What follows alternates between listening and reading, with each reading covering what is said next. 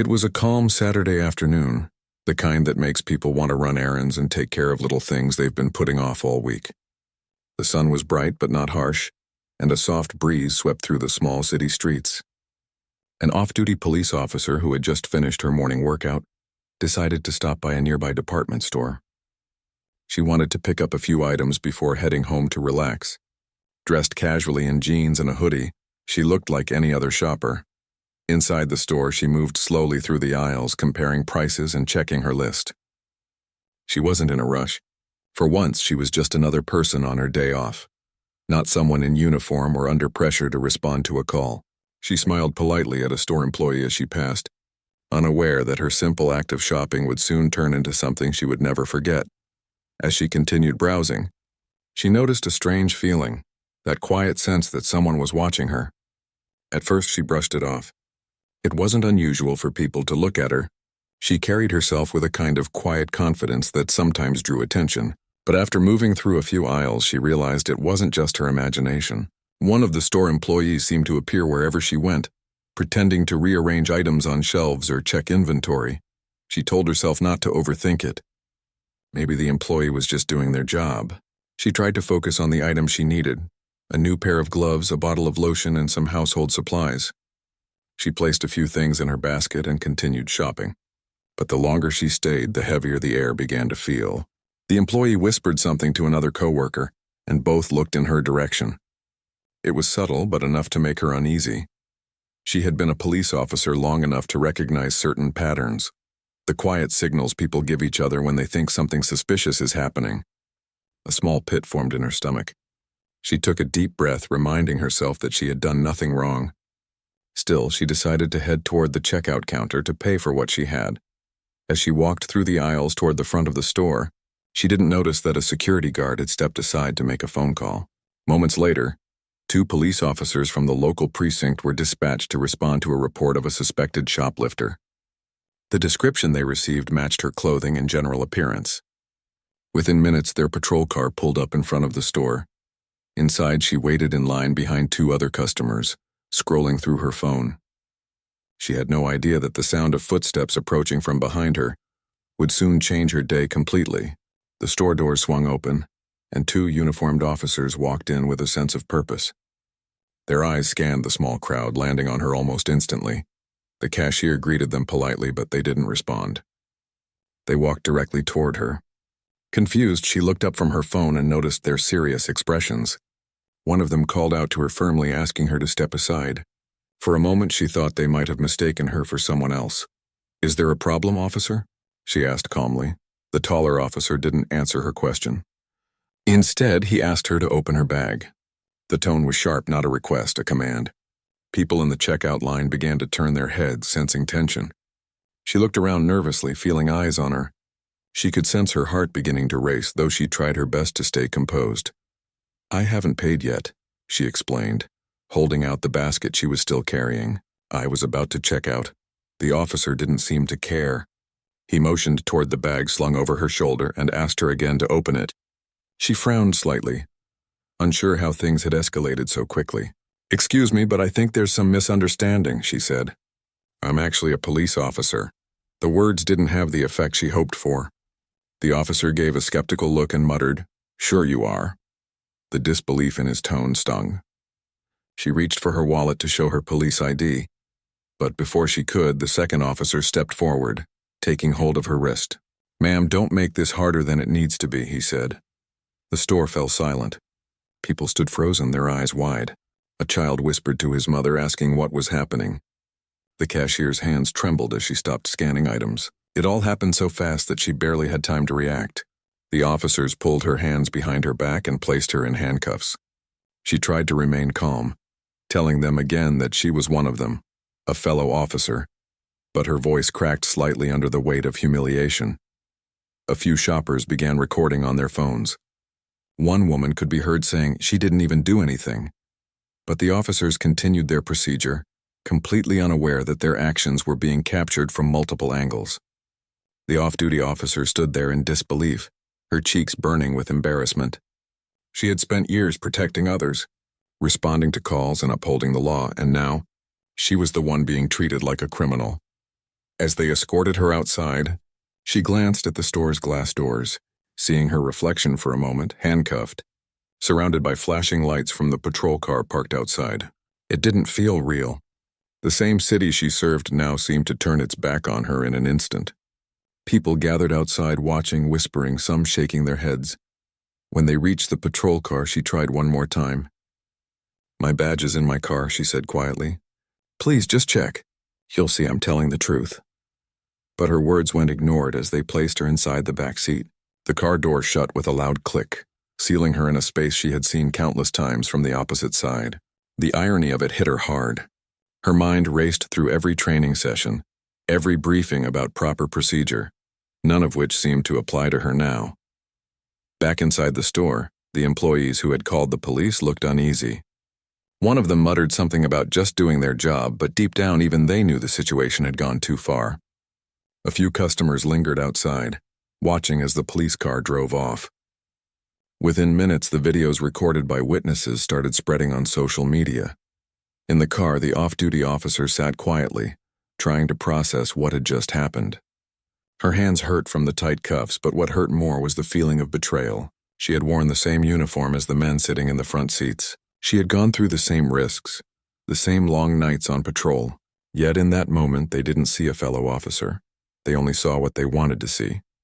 At the station, the truth would soon come out, but right then, she couldn't think about that. All she could feel was the weight of disbelief pressing down on her. She replayed the moment in her head again and again, the way they looked at her, the tone in their voices, the looks from bystanders. It all felt like a nightmare she couldn't wake up from. The drive to the precinct was silent except for the faint sound of the police radio. The two officers didn't speak to her. They probably assumed she was another case, another person caught doing something wrong. None of them seemed to notice the pain in her eyes, the quiet dignity with which she carried herself despite the humiliation. When they arrived, she stepped out carefully, her wrists still bound. The station was busy, officers moving in and out, filing reports, answering phones. As they walked her through the hallway, a few familiar faces turned in surprise. Whispers spread quickly. It took only minutes before someone recognized her. The expression on their faces shifted from confusion to shock. "Wait, that's one of ours," someone said aloud. The two arresting officers froze. For the first time, they looked at her properly. Really looked. The realization began to sink in, but it was already too late. The embarrassment, the damage, and the pain had already been done. And outside, the world was already watching, sharing, and judging what had just happened inside that small department store. As she stood there, finally free from the cuffs, she didn't yell or demand an apology. She simply looked down at her wrists, marked red from the metal, and took a deep breath. The weight of what had happened pressed on her chest, but she remained silent. It was in that silence that the full gravity of the moment settled in, a moment that would soon grow far beyond the walls of that police station. The next few hours felt like a blur. The off-duty officer sat in a small room at the police station, waiting for someone to finally listen to her. The embarrassment still burned inside her, but she kept her calm. Years of training had taught her how to stay composed even in moments of pressure. Still, this was different. She wasn't dealing with a suspect or a tense call. She was the one being treated like a suspect herself. A young officer came in holding a clipboard. He looked uneasy, glancing at her, then back at the paperwork. It was clear he had just realized who she was. Ma'am," he started awkwardly. "I think there's been some kind of misunderstanding." She didn't answer at first. Her hands rested on the table, fingers interlocked tightly. She didn't want to lose her temper, but inside she felt something breaking, a mix of disbelief and quiet anger. Not long after, the two officers who had arrested her walked in. Their faces had changed completely. Gone was the suspicion and sharp tone from earlier. Now they looked embarrassed, maybe even a little afraid. One of them tried to apologize, stumbling over his words. "We were just responding to a call," he said quickly. "The store reported someone matching your description. We didn't know." She looked up at him, her expression calm but cold. "You didn't know because you didn't ask," she replied. Her voice wasn't loud, but it carried weight. The room fell silent. The truth was simple, and it hung heavy between them. They had made a snap judgment without giving her a chance to explain. The captain on duty finally stepped in and asked her to follow him to his office. As they walked down the hallway, every officer they passed looked uncomfortable. Some avoided eye contact completely. Word had spread fast, and everyone knew what had happened. She could feel their eyes on her, the same eyes that used to see her as a respected colleague now filled with awkward pity. In the captain's office, he apologized again and again. He explained that the call from the department store had come, in with urgency, that the employees said a woman was seen placing items into her bag and walking around suspiciously. He claimed the responding officers were only doing their job, but she knew what he wasn't saying. She had seen this kind of situation play out too many times during her years on the force, when people are judged by how they look before anyone asks what's really happening. She listened quietly, nodding but saying little. There wasn't much to say. What could an apology fix? The public humiliation was already out there. The videos were being shared on every social media platform, and comments were flooding in. Some defended her, others criticized the police, and a few even questioned whether the incident was real. The internet was already turning her worst moment into a viral debate. After being released, she drove home slowly, her mind heavy. She parked her car outside her apartment and just sat there for a while, staring out the window. The world outside looked the same. Quiet streets, kids playing, someone walking their dog. But for her, everything felt different. She had worn that uniform with pride for years, believing in the idea of justice and fairness. But today, that belief had been shaken. She couldn't stop thinking about how easily it all happened, how quickly suspicion turned into handcuffs. Her phone buzzed nonstop. Calls from coworkers, messages from friends, even news reporters trying to reach her for a statement. She ignored most of them. She needed time to think, to process what had just happened. The silence of her apartment felt comforting but also lonely. She placed her badge on the kitchen counter and looked at it for a long time. The symbol that once meant protection and honor now reminded her of pain and mistrust. Later that night, she sat on her couch scrolling through her phone. Videos of the incident had been viewed thousands of times. The comment section was a mix of outrage and disbelief. People were demanding answers, calling out the department for racial bias, questioning how officers could arrest one of their own without checking the facts. She read a few comments, then stopped. It was too much. She turned off her phone and sat in silence, staring at the wall. The next morning, her chief called. He sounded serious but calm, asking her to come in for a private meeting. When she arrived, several senior officers were already there. The mood was tense. The department's public relations team had been working through the night, preparing a statement for the media. They knew the story was spreading fast, and they needed to control the damage. The chief spoke carefully. "We're sorry for what happened. The department takes this very seriously. We'll be reviewing the officer's actions and the store's call that led to this." His words were polished, rehearsed, like something read from a press release. She nodded, though she could tell he was more worried about the department's image than her feelings. After the meeting, one of her close colleagues caught up with her in the hallway. "You okay?" he asked quietly. She gave a small nod. "I'll be fine," she said, though deep down she wasn't sure if that was true. The betrayal stung deeply, not just because of the arrest, but because it showed how fragile respect could be. Even years of good service couldn't protect her from bias. By midday, news crews were stationed outside the precinct. Reporters shouted questions, cameras flashed, and microphones were thrust toward anyone wearing a badge. Some of her co-workers avoided the entrance altogether, sneaking out the side door. The department's official statement was short and vague, calling the incident a misunderstanding and assuring the public that an internal review was underway. That word, misunderstanding, bothered her more than anything. It felt too small for what had happened. It wasn't just confusion. It was a failure of judgment, a lack of respect, and a sign of something deeper that no one wanted to name out loud.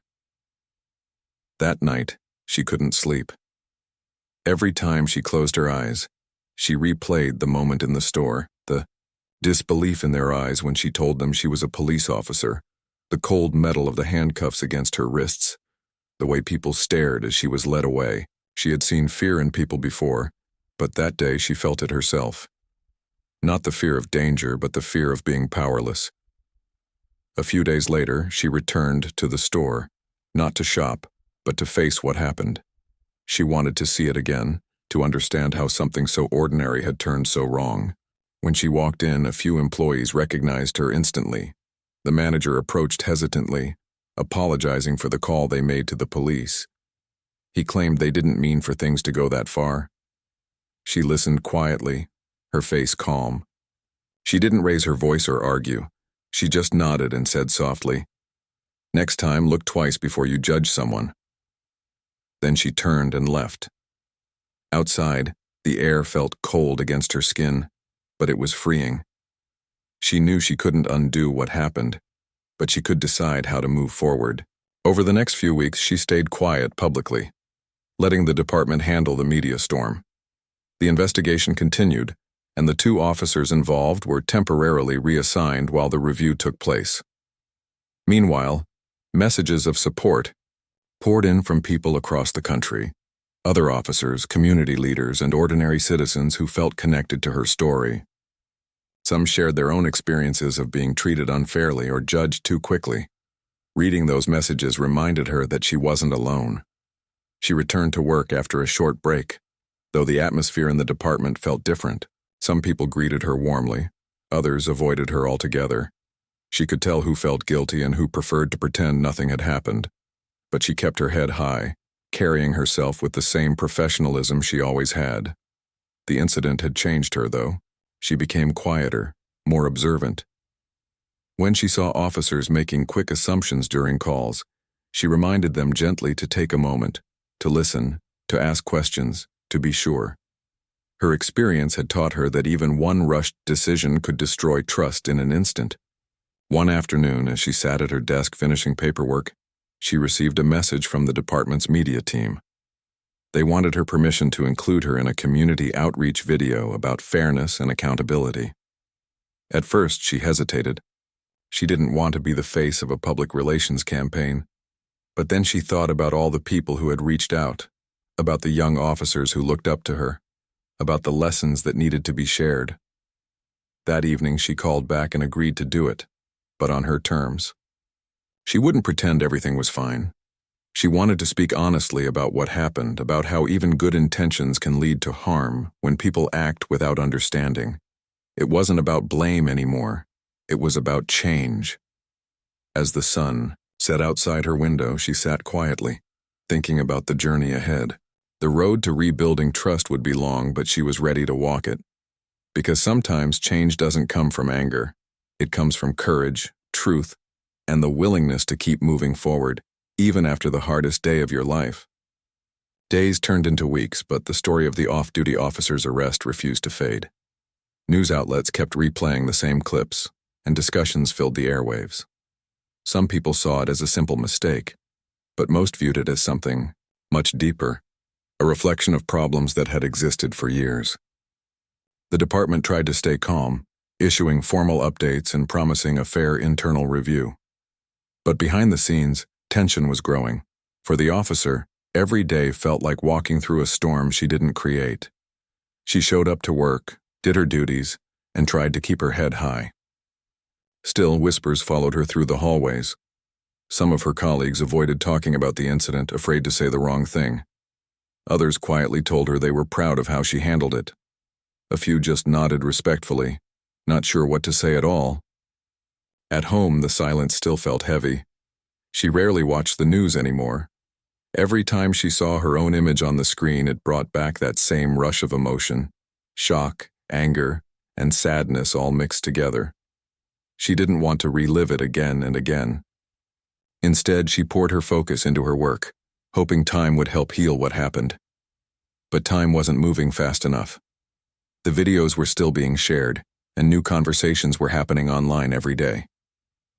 People debated about race, bias, and policing, often using her story as the center of their arguments. Some called her brave, others pitied her, but very few asked how she was really doing. Inside the department, the chief called for a meeting. All officers were expected to attend. When she walked into the room, she could feel the weight in the air. The chief spoke about trust and accountability. He reminded everyone that one mistake can damage the reputation of an entire force. His tone was serious, but it lacked warmth. It sounded more like damage control than genuine care. She sat quietly in the back, listening. When the meeting ended, a few younger officers approached her. One of them hesitated before speaking, then said, "I just wanted to say thank you for staying calm that day. Most people would have lost it. You handled it with so much strength." She smiled faintly, appreciating the kind words. Moments like that reminded her why she joined the force in the first place, to make a difference even when things got hard. The department's investigation finally came to a close. The official report stated that the officers involved had followed procedure based on the information they were given, but it also admitted that their approach lacked proper communication and judgment. The report mentioned the need for improved training and awareness programs. It was the kind of language that sounded official, but didn't truly capture what had gone wrong. She read the report twice, then set it down. It didn't surprise her. Departments rarely admitted fault openly. Still, she hoped that maybe this time, the attention from the public would force real change. Soon after, she was asked to speak at a community meeting. The event was organized by local leaders who wanted to talk about trust between police and citizens. At first, she hesitated. She didn't want to stand in front of cameras again, but after some thought, she agreed. The night of the meeting, the community center was packed. People filled every chair and some stood near the walls. The air buzzed with curiosity. When she stepped up to the microphone, the room went quiet. For a moment, she just looked around, faces of all kinds staring back at her, waiting to hear what she had to say. "I never expected that day to happen," she began softly. "I've spent years serving this city, protecting people and following the law, but that day, I learned that even when you wear the badge, you can still be seen differently." Her words carried emotion, but stayed calm. She didn't raise her voice or point fingers. She just spoke honestly about what happened and how it made her feel. She talked about the pain of being doubted, the humiliation of being handcuffed, and the challenge of trying to stay composed when the world was watching. She explained that she didn't want revenge. She wanted understanding. "If we don't learn from what happened," she said, "then all of this means nothing."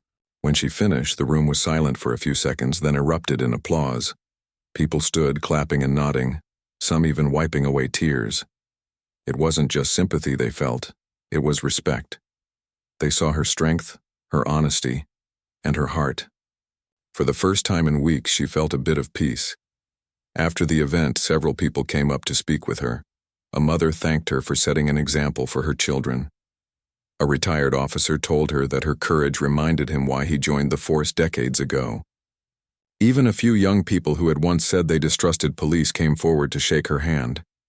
That night, she went home feeling lighter than she had in a long time.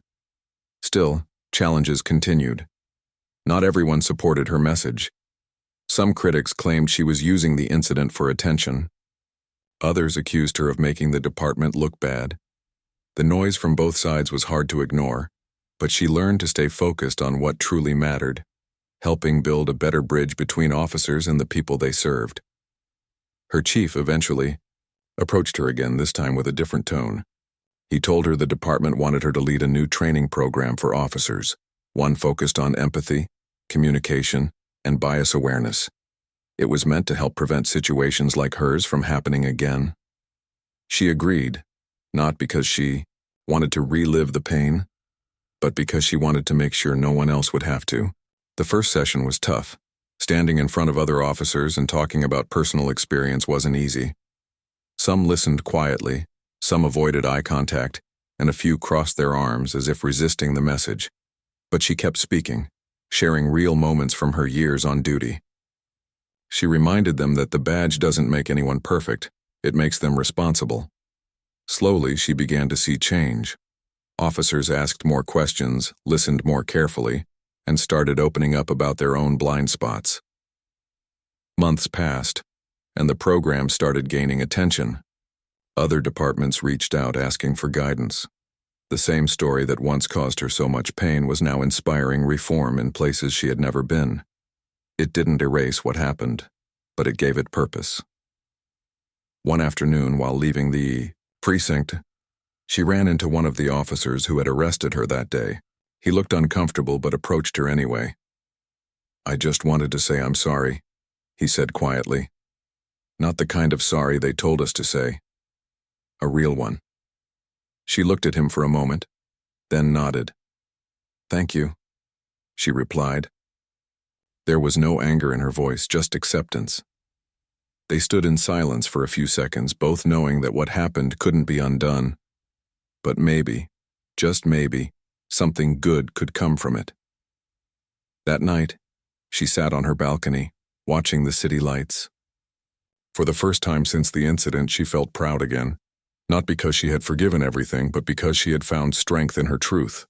The world was far from perfect, and there was still so much work to do. But she had turned pain into purpose, and that mattered. The department slowly began to shift its culture.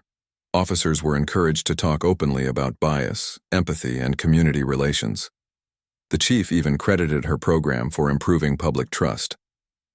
Though progress came slowly, she knew it was real. Months later, she received an invitation to speak at a national policing conference. She hesitated at first, but accepted. Standing on that stage, in front of officers from across the country, she told her story again. Not as a victim, but as someone who had lived through one of the hardest lessons in her career. She spoke about humility, understanding, and the importance of seeing the person behind the uniform. When she finished, the room gave her a standing ovation. Some officers even approached her afterward, saying her story had opened their eyes in ways training manuals never could. As she walked off the stage, she smiled to herself. The memory of that painful day still lingered, but it no longer controlled her. It had become a reminder of how easily judgment can replace understanding, and how courage can turn even the darkest moments into light. As she drove home that night, she thought about everything she had been through. The arrest, the public reaction, the doubts, the small victories. It all shaped her into who she was now. The world had seen her at her lowest, but she had risen with grace. And though she didn't know what the future held, she knew one thing for sure. She would keep fighting for fairness, not just for herself, but for everyone who deserved to be seen for who they truly are. Months after the incident, life had slowly started to find a new rhythm for the off-duty officer. Though she was back at work, things didn't feel the same. The air inside the department was different now, quieter, more cautious. People were polite but distant, as if unsure of what to say around her. She had learned to accept it, even though it hurt sometimes. Still, she stayed focused on her work, leading the new training programs and quietly making a difference from within. Outside the department, the story continued to live on. News articles, opinion pieces, and community discussions still mentioned her case. It had become more than a single event. It was now a symbol for something bigger. People talked about it when discussing bias and justice, and her name was often brought up in debates about police reform. Some viewed her as a hero who stayed calm under pressure. Others saw her as proof of a broken system, but for her it wasn't about either of those things. It was about being human. She still carried that day with her wherever she went. The memory didn't fade, though she wished it would. Every time she saw a police car pull someone over, she wondered if the person in that car was being treated fairly. Every time she entered a store, she caught herself being extra careful, making sure her hands were visible, her movements slow, her bag open. It wasn't fear. It was habit now, the kind that comes after being unfairly judged. One morning, she received a call from a local journalist who wanted to do a follow-up interview. The reporter's tone was gentle and respectful, explaining that the community wanted to know how she was doing months after the arrest. She thought about it for a moment. She didn't love the attention, but she knew that staying silent allowed others to control the story. So she agreed. A week later, the interview aired on television. The journalist asked her about the emotional impact of that day and what she had learned from it. She answered honestly but calmly. That moment changed me, she said. It reminded me how important it is to listen before acting. Everyone deserves the chance to be understood before being judged. Her voice was steady, but her eyes carried emotion. The audience could feel it. The interview went viral almost instantly. People commented about her strength and grace, sharing clips of her words. Some said she inspired them to be more thoughtful in their own lives. Others said her calmness in the face of injustice gave them hope. But not everyone responded with kindness. There were still people who questioned her story, claiming the officers did nothing wrong. The online debates grew louder again. She tried not to read the negative comments, but sometimes they slipped through. A few were cruel, accusing her of using the situation for fame. Those words hurt more than she expected, even though she knew they came from strangers who didn't know her at all. At work, she kept her focus. The department's training program she led was starting to gain real results. Officers began sharing how it changed the way they handled calls. One young officer said he once stopped a man who matched a suspect's description, but instead of rushing, he asked more questions and realized the man was innocent. Stories like that made all her effort worth it. Still, she knew there was more to do. So, when a local university invited her to speak to criminal justice students, she accepted without hesitation. The auditorium was filled with young faces eager to listen. She spoke about her journey, not as a lecture, but as a story. She told them how even good people can make bad choices when they let assumptions guide their actions. She told them how it felt to be on the other side of a mistake, to experience the things she had spent years trying to prevent. After the talk, students lined up to meet her. Some thanked her for being real. One young woman, a student who planned to become a detective, said softly, "I want to be the kind of officer who would have listened to you that day." Those words stayed with her. That one sentence made every painful memory worth something. But as her voice began to spread, so did the pressure. Reporters kept reaching out. She was invited to conferences, interviews, even documentaries. Some days she wondered if she was being seen as a person or as a headline. She didn't want to be famous. She just wanted to make a difference. At home, life remained quiet. She still lived alone, preferring peace over noise. Sometimes she would sit by her window at night and think about how strange life could be. How one ordinary day could change everything. Before the incident, she thought she understood how the world worked. Now she saw it differently. She realized that empathy wasn't just about helping others. It was about seeing their pain even when it wasn't visible. Her department continued to change too. The chief had started holding regular discussions about fairness, inviting community members to share their concerns directly with officers. For the first time, people who once distrusted the police were starting to feel heard. The off-duty officer's story had opened a door that couldn't be closed again. Then one afternoon, something unexpected happened. She was called to the mayor's office. She didn't know what it was about and assumed it had to do with a policy meeting. When she arrived, she found the mayor, the police chief, and a few city council members waiting for her. They told her the city wanted to recognize her work officially, for her resilience, her professionalism, and her contribution to improving police-community relations. She felt humbled. "I don't need recognition," she said softly. "I just want things to be better." The mayor smiled and replied, "That's exactly why you deserve it." The ceremony was small but heartfelt. Local leaders, officers, and community members gathered to honor her. As she stood at the podium looking out at the crowd, she thought back to that day in the store. The confusion, the pain, the embarrassment. It felt like a lifetime ago now. She spoke briefly, thanking everyone but reminding them that the work wasn't finished. "Real change," she said, "doesn't come from speeches or ceremonies. It comes from how we treat each other when no one's watching." Her words struck a chord. The crowd applauded, not just out of respect but out of understanding. They knew what she said was true. After the event, she walked outside into the cool evening air. Reporters waited nearby, but she slipped away quietly, choosing to walk home instead of riding in the car that had been offered to her. The streets were calm, the city lights glowing softly around her. For the first time in a long while, she felt peace. A few weeks later, she received a letter from a stranger. It was handwritten, the kind of thing people rarely did anymore. Inside, the writer explained that they had once been wrongly accused of theft and that seeing her story had made them feel seen for the first time. "Your courage gave me hope," the letter said. She read it twice, then placed it carefully in a small box where she kept things that mattered most. As months went by, the noise around her story began to fade. The world moved on to new headlines, new debates, new scandals. But the lessons she helped teach stayed. The department kept her program running permanently, and other cities began to model their own versions after it. Her experience had grown into something larger than one person.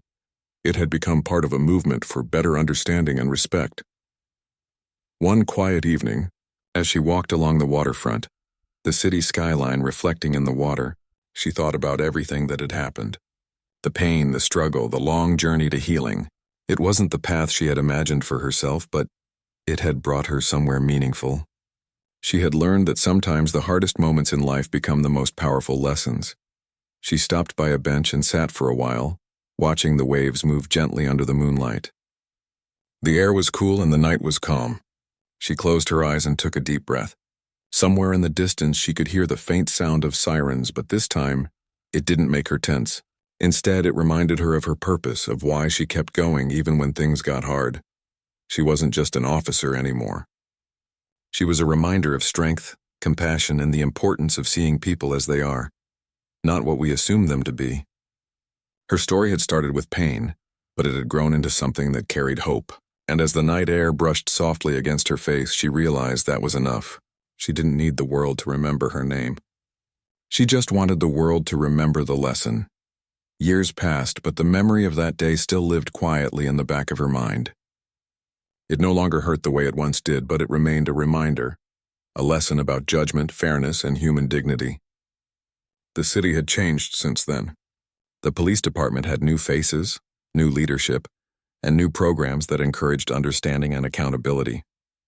What once began as a painful moment had slowly turned into something that helped people grow. The officer had also changed. She was older now, wiser and calmer in a way that only time can teach. Her work had shifted more toward mentoring younger officers, guiding them through the challenges of the job. She believed that real change started with conversation, honest, uncomfortable, but necessary. Every week she sat with new recruits and told them about empathy, patience, and listening. She didn't talk about her own story much anymore, but everyone knew it. Her experience had become a quiet but powerful part of the department's culture.